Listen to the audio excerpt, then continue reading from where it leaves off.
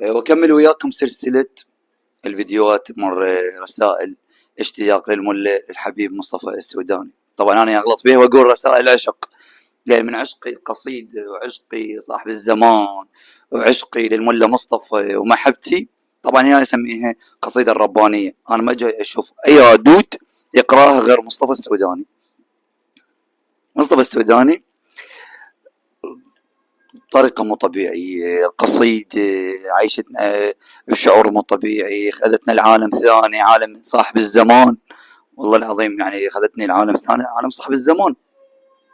قصيدة تخبل، موفق، أسأل الله أو الحج أن يوفق مصطفى السوداني الحبيب، من كلش أحبه.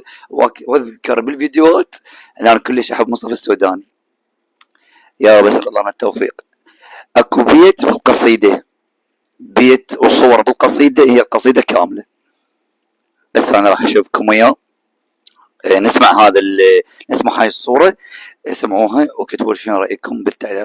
ما حد يقول شنو رأيه، يعني القصيدة قايلة رأيها وخلصانة للملا مصطفى السوداني.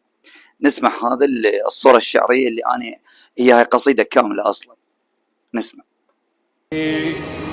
أنا ذاك الباقي بدونك صمت راح على ساعة وياخذ عمر الرحلة. أنا ذاك الباقي بدونك صمت راح على ساعة وياخذ عمر الرحلة. أنا صاير ندبة وأقرأ الندبة علي، أنا صاير ندبة وأقرأ الندبة علي. عسى جفك يا المهدي يدق على الباب، عسى جفك يا المهدي يدق على الباب. أتانيك بملامح مو ملامح، غصن يابس بدونك يا بصال. أتانيك بملامح مو